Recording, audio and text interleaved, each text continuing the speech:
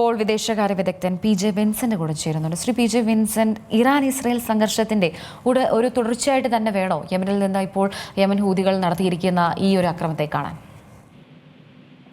തീർച്ചയായിട്ടും അതെ. ഈ ഗസ യുദ്ധം ആരംഭിച്ചതിന് ശേഷം ഇറാന്റെ പ്രോക്സികൾ ഇസ്രായേലിനെ തുടർച്ചയായിട്ട് ആക്രമിക്കുകയുണ്ടായി. അതിൽ പ്രധാനം ഈ ഹൂത്തികളും അതുപോലെ ലബനൻ കേന്ദ്രീകരിച്ച് പ്രവർത്തിക്കുന്ന ഹിസ്ബുള്ളയുമായിരുന്നു. അപ്പൊ ആ സംഘർഷത്തിന്റെ തുടർച്ചയിലാണ് കഴിഞ്ഞ ഈ മാസം 13 മുതൽ 25 വരെ നീണ്ട 12 ദിന യുദ്ധവും ഉണ്ടാവുന്നത്.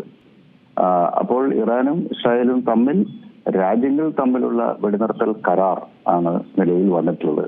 അമേരിക്കൻ പ്രസിഡന്റ് ട്രംപ് മീഡിയേറ്റ് ചെയ്യുകയും അദ്ദേഹം തന്നെ പ്രഖ്യാപിക്കുകയും ചെയ്ത വെടിനിർത്തലാണ് ഇറാനും ഇസ്രായേലും തമ്മിലുള്ള 12 ദിന യുദ്ധത്തിന് താൽക്കാലിക വിരാമമായത്. അതേസമയം ഹൂത്തികൾ ഒരു നോൺ സ്റ്റേറ്റ് ആക്ടേഴ്സ് ആണ്. അവരെ ഈ ചിത്രത്തിലുള്ള അല്ല. അവര് അടിസ്ഥാനപരമായി യമനിന്റെ ഒരു 70% ടെറിട്ടറിയും നിയന്ത്രിക്കുന്നുണ്ട് എങ്കിലും ഒരു ലെജിറ്റിമേറ്റ് ഗവൺമെന്റ് ആയിട്ടോ അവരെ കാണുന്നില്ല. മറിച്ച് ഒരു തീവ്രവാദ ഒരു ഭീകര സംഘം യമനെ നിയന്ത്രിക്കുന്നു. അവരൊരു നോൺ സ്റ്റേറ്റ് ആക്ടർ ആയിട്ടാണ് ലോകത്തിലെ മറ്റു രാജ്യങ്ങൾ UN അടക്കം കാണുന്നത്. അപ്പോൾ സ്വാഭാവികമായിട്ടും ഇറാനും ഇസ്രായേലും തമ്മിലുണ്ടാക്കിയിട്ടുള്ള വെടിനിർത്തൽ കരാർ അവരെ സംബന്ധിച്ചിടത്തോളം ബൈൻഡിങ് അല്ല. മറ്റൊരു പ്രധാനപ്പെട്ട വിവരം അത് സൂചിപ്പിക്കുന്നത് ഇറാൻ അതിന്റെ സ്ട്രാറ്റജിക് ആയിട്ടുള്ള മിസൈൽ അസറ്റുകൾ പലതും ഹൂത്തികളുടെ സ്വാധീന മേഖലയിലേക്ക് മാറ്റിയിട്ടുണ്ട് എന്ന അനൌദ്യോഗിക വിവരം നമുക്ക് പല മീഡിയകളിൽ നിന്നും ലഭിക്കുന്നുണ്ട്. അതിന്റെ ഒരു പ്രാധാന്യം എന്താണെന്ന് വെച്ചാൽ ഇസ്രായേലും ഇറാനും തമ്മിലുള്ള വെടിനിർത്തൽ കരാർ നിലവിൽ വന്നതുകൊണ്ട് ഇറാന് ഇസ്രായേലിന്റെ ഏതെങ്കിലും ലക്ഷ്യങ്ങളിലേക്ക് മിസൈൽ ആക്രമണം നടത്തുക അസാധ്യമാണ്. ഹൂത്തികൾ നിലവിൽ ചെയ്യുന്നത് വളരെ സൊഫിസ്റ്റിക്കേറ്റഡ് അല്ലാത്ത അത്യന്താധുനികമായിട്ടുള്ള മിസൈലുകളല്ല അവർ പ്രയോഗിക്കുന്നത്. നമ്മുടെ റോക്കറ്റ് റേഞ്ചിലുള്ള ആയുധങ്ങളാണ് അവര് ഇതുവരെ പ്രയോഗിച്ചുകൊണ്ടിരിക്കുന്നത്.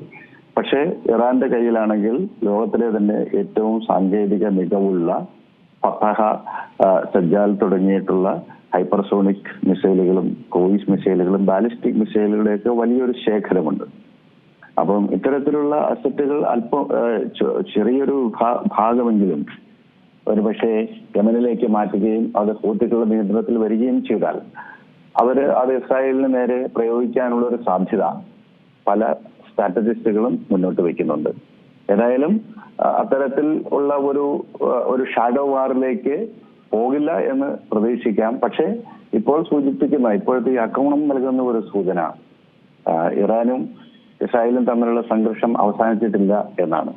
കാരണം ഇറാൻ എന്ന് പറയുമ്പോൾ അത് ആയത്തുള്ള അലി ഖമനയുടെ ഗവൺമെന്റ് മാത്രമല്ല, അവരുടെ പ്രോക്സികൾ കൂടി പരിഗണിച്ചുകൊണ്ട് മാത്രമേ ഇറാൻ ഇസ്രായേൽ സംഘർഷത്തെ നമുക്ക് വിശകലനം ചെയ്യാൻ സാധിക്കുള്ളൂ. ആ അർത്ഥത്തിൽ വരുമ്പോൾ വെടിനിർത്തൽ കരാറ് സാങ്കേതികമായി നിലനിൽക്കുന്നു എങ്കിലും ഒരു നിഴൽ യുദ്ധം ഇപ്പോഴും തുടരുന്നു എന്ന് തന്നെയാണ് ഈ ആക്രമണം നൽകുന്ന സൂചന. ഒരു ഇടപെടൽ ഇനി എങ്ങനെയായിരിക്കും ഈ ഒരു വിഷയം? ഇപ്പോൾ യമനിൽ ഈ ഒരു ആക്രമണം ഉണ്ടായപ്പോൾ ഇനി അമേരിക്കയുടെ ഭാഗത്തുനിന്ന് എന്തായിരിക്കും ഒരു പ്രതികരണം വരിക? കാരണം ഈ കരാറിന്റെ ഭാഗമല്ല ഹൂത്തികൾ. അതുകൊണ്ട് അമേരിക്കയ്ക്ക് ഇതിൽ ഇടപെടാനുള്ള സാങ്കേതികമായിട്ടുള്ള പ്രയാസങ്ങൾ ഉണ്ട്. ഇത് 3 സ്റ്റേറ്റുകൾ ഉൾപ്പെട്ടിട്ടുള്ള ഒരു കരാറാണ് വെടിനിർത്തൽ കരാർ. അതേസമയം നോൺ സ്റ്റേറ്റ് ആക്ടർ ആയിട്ടുള്ള ഹൂത്തികളുടെ മേലെ അതിന് ജൂറിസ്ഡിക്ഷൻ ഇല്ല. അപ്പൊ അങ്ങനെ വരുമ്പോൾ സ്വാഭാവികമായിട്ടും ഇന്ത്യ പാക് സംഘർഷങ്ങളിൽ ഈ ഭീകരവാദികളെ മുൻനിർത്തിയാണല്ലോ പാകിസ്ഥാൻ നമ്മളെ ആക്രമിക്കുന്നത്. സ്വാഭാവികമായിട്ട് ഇന്ത്യ തിരിച്ചടിക്കുമ്പോൾ അത് പാകിസ്ഥാൻ ഇതിൽ ഉത്തരവാദിത്വമൊന്നുമില്ല, ഭീകരവാദ സംഘങ്ങളല്ലേ, അവർ ഞങ്ങളുടെ നിയന്ത്രണത്തിലല്ല എന്നുള്ള ഭാഷ്യമാണ് നിരന്തരമായി പാകിസ്ഥാൻ ഉന്നയിക്കുന്നത്. അപ്പൊ സമാനമായിട്ടുള്ള ഒരു വാദം ഇവിടെയും പ്രസക്തമാണ്. അപ്പോൾ അമേരിക്കയ്ക്കും ഇസ്രായേലും ഇപ്പോൾ ചെയ്തുകൊണ്ടിരിക്കുന്നത് ഹൂത്തികളുടെ പോർട്ട് സനയിലും അതുപോലെ ഏതൻ പോർട്ടും അടക്കമുള്ള മേഖലകൾ അവർ നിരന്തരമായി ബോംബിംഗ് നടത്തുന്നുണ്ട്. അത് ഹൂത്തികളുടെ മിസൈൽ വിക്ഷേപണ തറകൾ തകർക്കുക എന്നുള്ള ലക്ഷ്യം വെച്ചിട്ടാണ്. അത് പക്ഷേ ഇതുവരെ പൂർണ്ണമായ വിജയം കണ്ടിട്ടില്ല. ഇസ്രായേലിനെ ആക്രമിക്കുന്നു എന്ന് മാത്രമല്ല, ഈ ഗൾഫ് ഓഫ് എയ്ഡൻ ഹൂത്തികളുടെ സ്വാഭാവികമായ സ്വാധീന മേഖലയാണ്. അതുപോലെ ചെങ്കടലിലൂടെയുള്ള ഷിപ്പിംഗ്, കപ്പൽ ഗതാഗതം, അതിനെ ആക്രമിക്കാനും ഹൂത്തികൾക്ക് കഴിയും. അപ്പോൾ ഈ ഹൂത്തികളുടെ മിസൈൽ ടെക്നോളജി, അവരുടെ ഇപ്പോൾ വളരെ ക്രൂഡായിട്ടുള്ള റോക്കറ്റുകളും മിസൈൽ സാങ്കേതിക വിദ്യയൊക്കെയാണ് അവർ ഉപയോഗിക്കുന്നത്.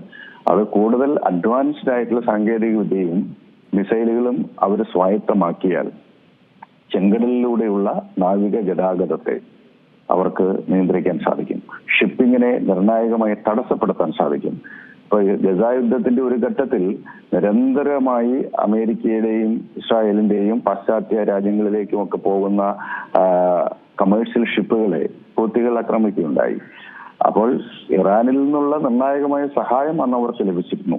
പക്ഷേ അമേരിക്ക ഇസ്രായേൽ യുദ്ധത്തിന്റെ പശ്ചാത്തലത്തിൽ ഇറാന്റെ സൈനിക ശേഷിയും ഇടപെടൽ ശേഷിയും നിർണായകമായി കുറഞ്ഞിട്ടുണ്ട് എന്നുള്ളത് വാസ്തവമാണ്. എങ്കിലും ഹൂത്തികൾക്ക് ഇപ്പോഴും ഇസ്രായേലിനെയും ഗൾഫ് ഓഫ് ഈഡൻ മേഖലയിലെയും ചെങ്കടലിലൂടെയുള്ള നാവിക ഗതാഗതത്തെയും ആക്രമിക്കാനുള്ള ശേഷി ഉണ്ട് എന്നത് ഒരു ഇന്റർനാഷണൽ കൺസേൺ ആണ്. കാരണം ലോകത്തിലെ 40% ഷിപ്പിംഗ് ആ മേഖലയിലൂടെ സൂയസ് കനാൽ വഴി കടന്നു പോവുകയാണ്. അത് അറബ് രാജ്യങ്ങളുടെയും സവിശേഷ താല്പര്യമുള്ള കാര്യമാണ്. കാരണം സൂയസ് കനാലിലൂടെ ഉള്ള കപ്പൽ ഗതാഗതത്തിൽ കിട്ടുന്ന വരുമാനമാണ് ഈജിപ്തിന്റെ ഏറ്റവും പ്രധാനപ്പെട്ട സോഴ്സ് ഓഫ് ഇൻകം. അപ്പം ഈജിപ്തിന്റെ സമ്പദ് വ്യവസ്ഥയൊക്കെ അത് വലിയ രൂപത്തിൽ ബാധിക്കും. അപ്പൊ അങ്ങനെ വരുമ്പോൾ അമേരിക്ക ഈ വിഷയത്തിൽ ഇടപെടുമെന്ന കാര്യത്തിൽ സംശയമില്ല. കാരണം ചെങ്കടൽ മേഖലയിലൂടെയുള്ള നാവിക ഗതാഗതം, അതിലൂടെയുള്ള ഷിപ്പിംഗ് സ്മൂത്തായി നിലനിർത്തേണ്ടത് ലോകത്തിലുള്ള എല്ലാ ശക്തികളുടെയും ലോക സമ്പദ്ഘടനയ്ക്ക് തന്നെ അനിവാര്യമായ കാര്യമാണ്. സ്വാഭാവികമായിട്ടും ആ മേഖലയിൽ തങ്ങളുടെ ഹെജിമണി നിലനിർത്താൻ ആഗ്രഹിക്കുന്ന ഹെജിമൺ എന്ന നിലയ്ക്ക് അമേരിക്ക ഹൂത്തികളുടെ കേന്ദ്രങ്ങളിൽ ആക്രമണം നടത്തിക്കൊണ്ട് പ്രതികരിക്കാനാണ് സാധ്യത. മറ്റ് ഇറാനെ പോയി ആക്രമിക്കാനോ മറ്റേതെങ്കിലും തരത്തിൽ ഇറാനിൽ ഇടപെടൽ നടത്തുവാനോ ഉള്ള സാധ്യത വളരെ കുറവാണ്. വളരെ നന്ദിയുണ്ട് ശ്രീ PJ വിൻസൻ ഈ അവസരത്തിൽ പ്രതികരിച്ചതിന്. ഏറ്റവും പുതിയ വാർത്തകളും വിശേഷങ്ങളും വിരൽത്തുമ്പിലറിയാൻ സീ മലയാളം ന്യൂസ് എല്ലാ ഡിജിറ്റൽ പ്ലാറ്റ്ഫോമുകളിലും ലഭ്യം.